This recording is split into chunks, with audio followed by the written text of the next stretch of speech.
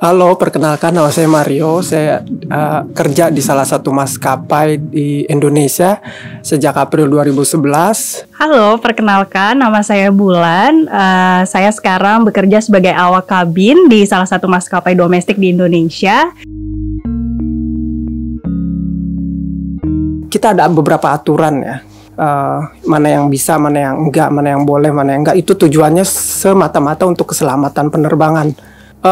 Tiap hari diancam, tiap hari diintimidasi, nggak ada satupun yang alhamdulillah nggak ada satupun kejadian. Kalau dari segi awak kabin ya, kalau saya sendiri sih paling cuman dimaki, pernah dengar cerita dari teman-teman sampai ada yang pemukulan. Saya sendiri sih belum pernah mengalami dan jangan sampai ya kalau sampai fisik gitu ya. Gitu, dimaki aja sih dengan nada keras atau ditunjuk-tunjuk itu sering. Baper nggak boleh karena never take it personally ya. Itu udah bagian part of our job desk. Jadi kalau dimarahin ya kita sebagai representatif dari perusahaan, namanya penumpang mereka pasti akan emosi, delay segala macam pasti akan emosi. Itu justru tugas kita menjembatani dari perusahaan dan penumpang supaya ada solusi dan supaya penumpangnya juga reda emosinya. Jadi penerbangannya menyenangkan. Karena kan setelah itu penumpangnya akan bersama-sama kita sampai nanti landing gitu. Jadi kalau startnya udah nggak enak gitu, bagaimana mungkin deh kita harus bikin sampai enak dulu baru kita bisa terbang gitu. Nggak pernah dibawa baper sih. Kalau dari saya di ground handling itu emang keselamatan penerbangan, keamanan penerbangan itu dimulai dari ground. Kalau seandainya kayak tadi cerita saya, kalau seandainya kita ngikutin permintaan penumpang yang bawa baterai yang tidak bisa di onboard dalam penerbangan yang penumpang bukan kargo, itu kalau kita paksa onboard, kita sembunyi-sembunyi onboardin apa segala macam, itu kan justru nantinya akan membahayakan penerbangan tersebut. Makanya di sini tugas utama kita sebenarnya kita yang menjembatani kebutuhan penumpang sama kebutuhan perusahaan juga begitu. Job desk-nya itu adalah mengantarkan penumpang dari satu tujuan ke tujuan lain secara aman, nyaman, tepat waktu, dan ada service di situ. Dengan memberikan pelayanan yang terbaik. Highlightnya memang safety and service ya. Kalau untuk ngangkatin bagasi part of service, tapi itu bukan kewajiban pramugari, awak kabin gitu. Tentunya kami akan membantu. Ada beberapa kriteria yang bisa kami bantu, bukannya pilih-pilih ya. Tapi memang bagasi itu adalah tanggung jawab penumpang masing-masing gitu. Di set berapa kilogram yang bisa dibawa ke kabin dengan harapan penumpang tersebut juga tidak keberatan untuk mengangkat bagasinya sendiri gitu. Kalaupun meminta baik-baik atau memang tidak dapat menjangkau tempat penyimpanan di atas atau repot bawa anak atau tangannya sakit gitu, pasti dibantu sama awak kabin. Tapi itu bukan tugas utama sebagai awak kabin. Cuma seringnya disalahartikan dan pernah diteriakin malah makan gaji buta nggak mau ngangkat atau minta ngangkatnya kayak tolong angkatin gitu. Itu sering banget sih. Kita nggak bisa ya untuk mengatur cara berpikirnya orang, pendapatnya orang, ya let them be gitu loh. Cuman kalau misalkan kalau mereka ask nicely juga kita akan bantu gitu, dimana juga memang job desk kita memberikan pelayanan yang terbaik dari maskapai seperti itu. Kalau mengenai bagasi sih, ya itu udah sering banget lah gitu. Mereka tugasnya membantu bukan jadi pembantu gitu. Jadi yang tadi Mbak sebutin, kalau seandainya repot bawa bayi atau apa ya kita emang harus ngebantu. Tapi emang main jobnya adalah safety and security, ya kan, itu jelas. Jadi kalau seandainya para awak kabin tugasnya nyusun apa segala macam, ngangkatin barang apa segala, itu kalau mereka cedera gimana pada saat itu, gitu kan? Gimana terus dipaksa terbang dalam keadaan cedera karena kekilir atau apa karena bawa bagasi yang berat. Terus kalau dalam keadaan darurat gimana? Siapa yang buka pintu pesawat untuk evakuasi? Gitu. Jadi itu penting. bukannya kita nggak mau bantu, bukannya apa, bukan. Itu ya kesitunya gitu. Coba di apa namanya, dilihat sudut pandang lain, karena tugasnya pramugari, awak kabin, pilot, ground staff semua adalah untuk mengantarkan tamu-tamu sampai tempat tujuan dengan aman dan selamat gitu.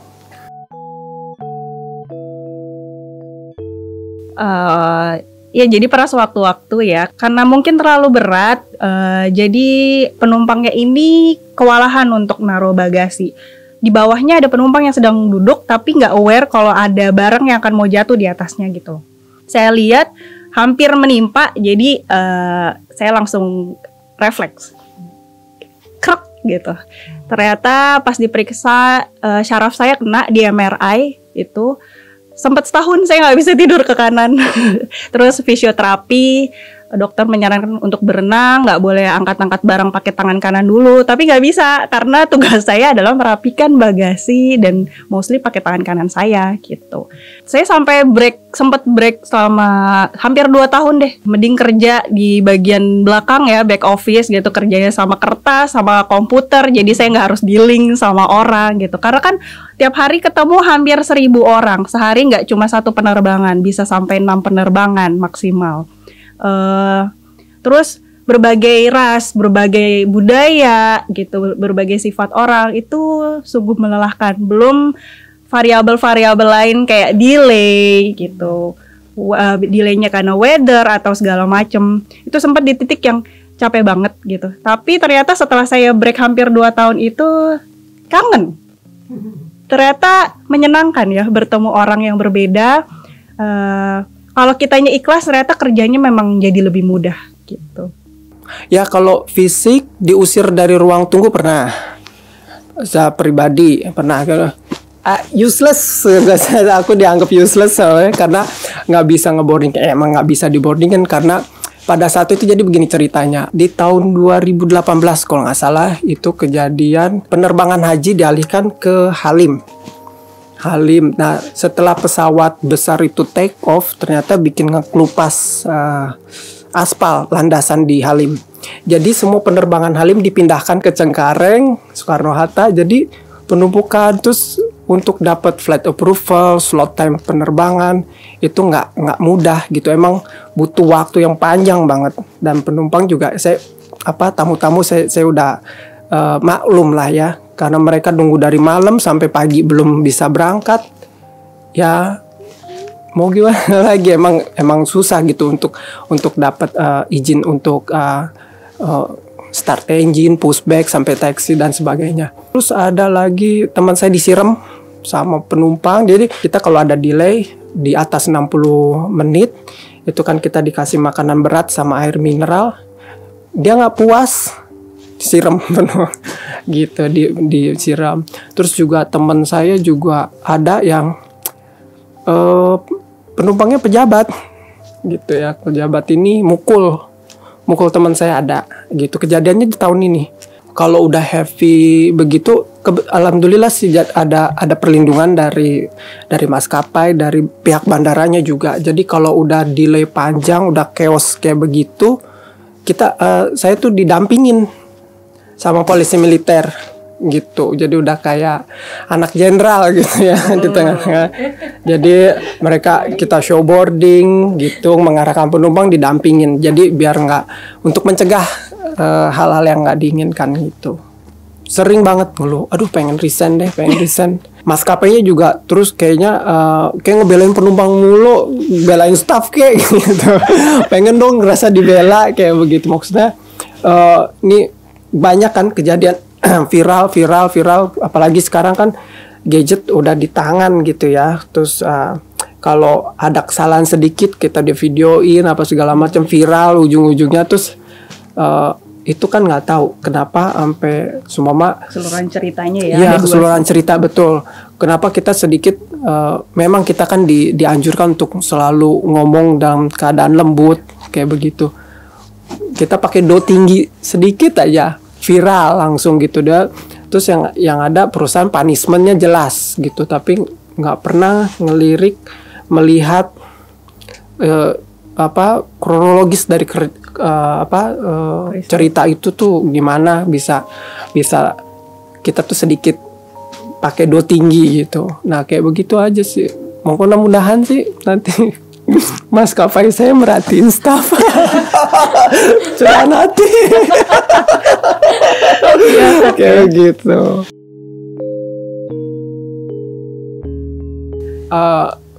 Berusaha untuk tenang atau ya nggak setiap mulu kita jadi staff tuh nggak pernah jadi customer ya. Saya juga pernah jadi customer. Jadi kalau ada pelayanan yang kurang saya dapat pelayanan kurang baik atau apa, saya wajar ya mungkin mereka capek kerja, mereka udah jenuh, udah kurang piknik lah atau apa kayak gitu. Ya aku jadi lebih berempati sama orang. Bahkan pernah ini juga pernah kejadian saya kan pernah di training kalau memang adab untuk telepon itu kita yang nelpon, kita yang nutup, tapi nggak berlaku di kita gitu, nggak berlaku di kami. Jadi kita nunggu tamu sampai nutup telepon. Mungkin itu juga yang diajarkan sama call center yang saya telepon. Kita baku tunggu siapa yang nutup duluan, kayak begitu. Kalau nggak tutupnya dipencet ya, nggak ditaruh gitu kan? Iya gitu, nggak gitu. Jadi ya begitu. Jadi ya lebih berempati aja sih sama sesama pekerja di luar sana gitu. Jadi lebih sabar, jadi lebih berbesar hati. Gitu. Lebih positive thinking. Saya nggak gampang ngejudge orang juga gitu.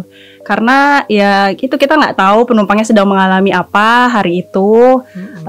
Yang kita tahu dia baru datang, dia cuma ikut terbang, padahal panjang di perjalanan untuk sampai ke bandara, untuk sampai di penerbangan tersebut gitu kan. Apalagi ya? Ya itulah, jadi lebih sabar, considerate, dan di atas langit masih ada langit gitu deh. Ya, betul. Saya kerjanya saat ini lebih concern ke transfer desk, di mana itu banyak penumpang yang transit di Cengkareng untuk penerbangan selanjutnya. Kalau penerbangan sebelumnya mereka itu terlambat, otomatis dia ketinggalan pesawat berikutnya. Kejadian pada saat itu, jadi dia tuh dari Kuala Namu, tujuan akhirnya itu Manokwari di Papua. Jadi dia dari Kuala Namunya terlambat sampai Jakarta, otomatis ketinggalan pesawat yang menuju Manokwari. Sedangkan penerbangan itu nggak seramai kayak ke Bali yang bisa 15 kali sehari gitu kan. Penerbangan nggak ada. Jadi kita atur lagi, kita arrange atau apa. Awalnya itu penumpang, tamu itu mengintimidasi lah. Awas aja kalau gua nggak dapet tiket ke Manokwari. Apa saja hari ini kalau gua nggak nyampe Manokwari, kayak begitu. Oke, kita berusaha semaksimal mungkin. Kita ngomong, Pak, ini penerbang ke Manokwari untuk saat ini nggak ada lagi untuk yang direct flight. Tapi kita melalui, pada saat itu melalui Makassar. Dari Makassar harus ke Sorong, dari Sorong baru ke Manokwari. Ya udah, saya nggak mau tahu. Pokoknya sini nih. Oke, Pak, saya butuh waktu 10-15 menit. Karena kita harus ada persetujuan dari atasan kan, kayak begitu. Tapi penumpangnya, ya saya lapar terus gimana dong? Saya belum makan dari Kuala Lumpur, bla bla bla. Oke Pak, kalau begitu saya minta izin, minta nomor telepon Bapak. Nanti kalau udah jadi boarding pass, saya yang datang ke tempat Bapak istirahat. Oke, habis gitu selesai segala macamnya. Saya datengin, saya biasa, Pak, terima kasih, maaf udah lama nunggu. Ini boarding pass Bapak, saya jelasin. Penerbang Bapak ke Jakarta menuju Makassar, dari Makassar Bapak ke Sorong, dari Sorong Bapak ke ini boarding passnya. Oke, udah begitu. Kamu udah makan? Belum, Pak. Makan dulu. Oh, jangan Pak, makasih, saya harus ada kerjaan lain gitu. Ya udah, ini untuk makan. Enggak Pak, biaya transfer nggak ada transfer, dia bilang.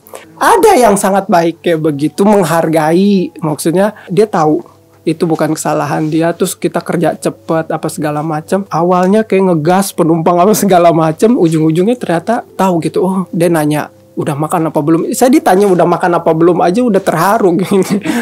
Banyak banget, tapi yang baru-baru ini waktu peak season kemarin delay lah ya.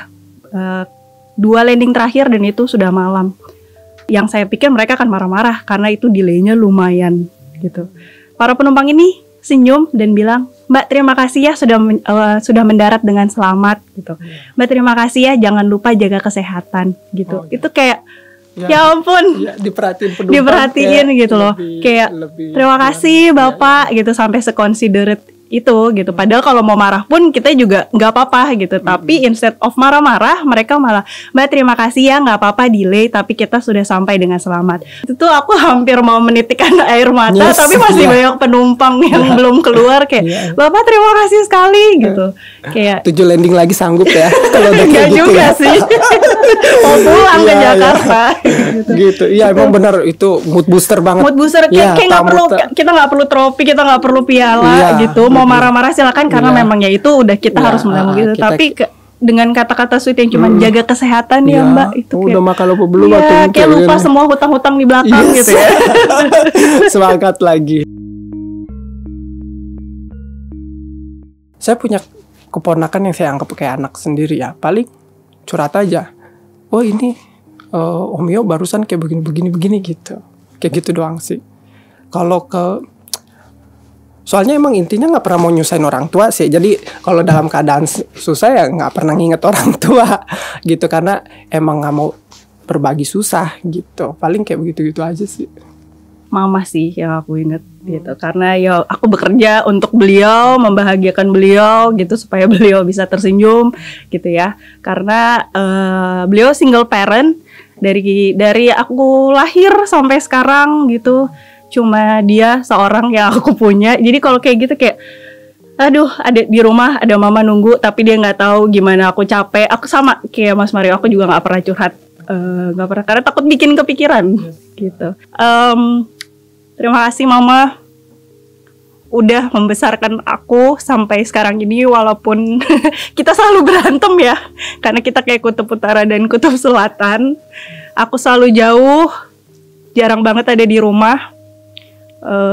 Tapi di rumah pun aku sebisa mungkin ngajak mama keluar, ngajak mama jalan-jalan supaya ya mama ngerasain sedikit kebahagiaan. Karena kayak kalau di pesawat lihat yang orang tua sendirian naik pesawat gitu udah pakai kursi roda, aku tuh langsung keinget mama gitu. Mereka bepergian untuk nemuin anaknya. Aku kayak jangan sampai mama aku yang harus nemuin anaknya kayak Kalaupun gitu. Harus terbang dalam keadaan happy. Iya betul dalam keadaan happy kayak gitu. Terima kasih banget Mama udah sabar membesarkan aku sampai sebesar ini gitu. Harapannya sih tamu-tamu tuh mau antri dengan baik gitu. Terus juga setiap orang yang naik pesawat itu pasti ada tujuan, ada maksud. Ada yang tujuannya untuk ngejenguk orang tuanya yang lagi sakit keras mungkin. Ada yang kedukaan. Ada yang mereka juga punya kebutuhan gitu. Semua juga pengen cepat sampai. Tapi ya gak ada ruginya lah kita nunggu untuk sebentar gitu. Untuk antriannya rapi. Jadi kan nanti juga kalau masuk bandara kan kalau antriannya rapi juga pengecekan dokumennya cepet, pengecekan barang bagasinya cepet, semua juga pasti bakal smooth. Kita juga nggak mau lama-lama gitu, satu tamu kalau bisa 10 detik. Kalau dari aku, dari mulai ini ya, boarding aja ya, boarding pass. Dan kalau ditanya boarding pass, yang dijawab adalah nomor kursi. Padahal yang kita cek bukan nomor kursi gitu. Yang kita cek ada hal lain di boarding pass tersebut. Dan kalau ada masalah apapun kita bisa lihat juga dari boarding pass itu kan untuk referensinya. Terus antri. Kadang mau masuk pintu pesawatnya aja dorong-dorongan gitu. Padahal kita nggak akan kemana-mana. Kita masih nungguin satu-satu lah gitu. Di boarding pass sudah tertera nomor kursi. Tapi kadang masih ada juga yang duduk tidak sesuai dengan nomor kursi tersebut. Jadi efek domino gitu. Di dalam penerbangan ketika seat belt on itu artinya cuaca kurang baik, jadi diminta untuk tetap duduk untuk alasan keselamatan. Kalau ketika landing seat belt on tandanya juga itu masih fase kritis, belum boleh berdiri untuk alasan keselamatan. Sekarang kan juga ada COVID protokol ya, itu juga untuk menghindari penyebaran virus itu juga gitu. Jadi diharapkan sih untuk tetap duduk sampai seat beltnya off dan ada instruksi dari awak pesawat. Kalau untuk manner selama bepergian, kayak volume ketika menyalakan alat elektronik itu bisa disesuaikan untuk tidak mengganggu sekitar gitu. Lavatory bahasa pesawatnya, tapi kita sebut saja kamar kecil ya. Itu tuh kamar kecilnya, di bawahnya banyak kabel-kabel pesawat, tapi masih aja yang ada yang buang air kecil di bawah gitu loh. Ya, di lantai langsung. Ya, dan jangan lupa mengunci gitu loh. Sama jangan lupa nge-flash. Itu aja sih seringnya di kamar kecil tuh biasanya lupa nge-flash. Terus buang air kecilnya di bawah, bukan di toilet bowl-nya. Waktu itu pernah kejadian masalah toilet itu, masalah lavatory. Kita delay panjang gara-gara mampet. Itu. Jadi buang tisu ke situ buang ya. tisu ke dalam situ. Jadi jangan pernah buang tisu dulu. ke toilet bowl-nya. Kasihan itu teman saya yang engineer yang sekolahnya bertahun-tahun, ujung-ujungnya cuman Masak gitu, iya, masak itu. Suction toilet. Iya kan, aduh, hal yang menjijikan, kasihan lah gitu. Intinya saling menghargai aja sih ya. Iya. Gitu.